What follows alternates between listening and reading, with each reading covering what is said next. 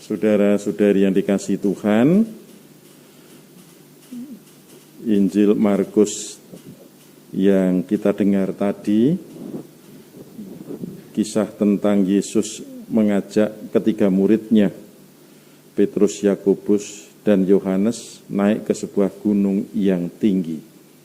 Mereka sendirian saja. Hal seperti ini sering terjadi di dalam kitab suci ya.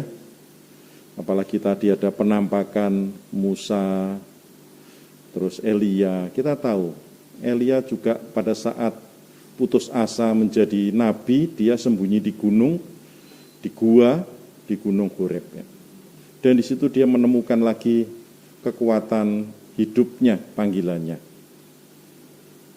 Kita juga kenal siapa Nabi Musa yang mendapat wahyu Taurat di atas gunung Sinai, di mana dua loh batu dibawa oleh Musa dari gunung lalu menjadi pedoman hidup orang Yahudi, para pengikut Tuhan bersama Nabi Musa. Dua tokoh ini menampakkan dirinya ketika Yesus mengajak ketiga murid ke atas gunung yang tinggi, ya, Gunung Tabor, konon namanya ya, tempat Yesus menampakkan kemuliaannya. Dan disitulah Yesus nampak didampingi oleh Musa dan Elia. Gunung menjadi tempat istimewa, di mana Tuhan memperkenalkan dirinya, mewahyukan hidupnya dan ajarannya. Beberapa kali saya juga ketemu dengan pribadi-pribadi yang hidup spiritualitasnya itu mendalam karena sering mengadakan pengolahan hidup menyendiri di gunung. Saya punya banyak sahabat di lereng Gunung Wilis, Kediri, Posarang naik ke sana. Walaupun mereka bukan Katolik, tidak mengenal Yesus, tetapi mereka secara rutin mempunyai kelompok komunitas pertemuan di hari-hari tertentu pada malam hari, dan mereka sharing hidup rohani, hidup spiritualitas. Relasi mereka dengan Tuhan melalui alam, melalui kelompok kecil di atas gunung. Dan saya mendengarkan sharing-sharing mereka dan bersahabat dengan mereka.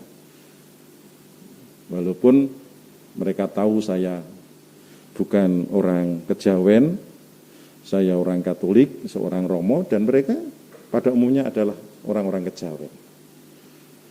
Saya juga punya komunitas di lereng Gunung Kelut. Ya, di situ juga banyak teman, sahabat, yang pada umumnya hidup hariannya menjadi petani.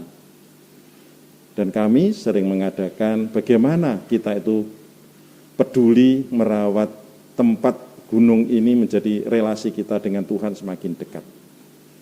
Nah, saudara sekalian, pengalaman hidup yang saya alami bahwa banyak orang semakin menghayati hidup spiritualitasnya karena dia mempunyai kedekatan Tuhan dengan alam, terutama gunung.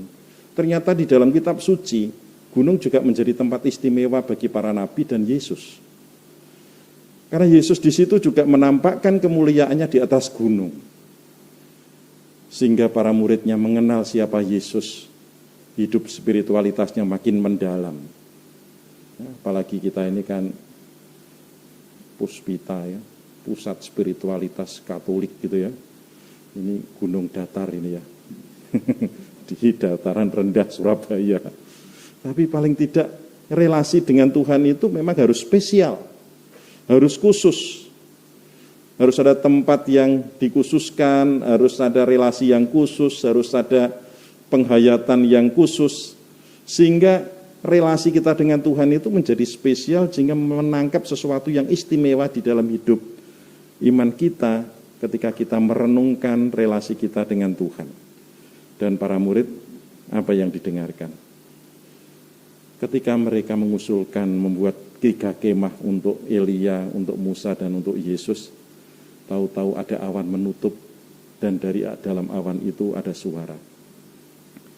Inilah anakku terkasih, dengarkanlah dia. Suatu pernyataan suara dari awan, ya, yang memberikan kesaksian siapa Yesus yang bersama dengan mereka, para murid di situ. Lalu suara itu mengajak para murid itu supaya selalu tahu siapa Yesus. Inilah anakku terkasih, dengarkanlah dia. Ternyata gunung itu sungguh-sungguh menjadi tempat di mana para murid mengenal siapa Yesus yang mewahyukan dirinya sebagai anak terkasih. Dan para murid juga akhirnya harus membuka hatinya, telinganya untuk terus-menerus mendengar Yesus. Saudara-saudari yang terkasih, mari keteladanan hidup para rasul yang bersama Yesus di atas gunung yang menampakkan kemuliaannya itu sungguh-sungguh menjadi kesempatan bagi mereka untuk mempunyai hidup yang lebih dalam, hidup spiritualitas, hidup rohani, hidup percaya kepada Yesus lebih dari yang lain. Dengan demikian, ya, para murid ini semakin memahami siapa Yesus dan bagaimana mereka harus setia mengikuti Yesus, dan mereka harus menutup mulut. Jangan memberitakan hal ini sebelum putra manusia bangkit dari antara orang mati. Nah, harus dilewati dulu. Maka hidup rohani itu membuat kita semakin mendasari hidup di dunia ini supaya kita menjadi pribadi-pribadi yang mendalam, yang berakar pada Tuhan, karena kedekatan kita dengan Tuhan sehingga kita tidak mudah kaget, tidak mudah gumun, tidak mudah terombang-ambing, tidak mudah dikacaukan oleh godaan-godaan di dunia ini, karena kita berakar dari hidup Yesus yang kita cintai, kita dengarkan dan kita ikuti. Tuhan memberkati. Amin.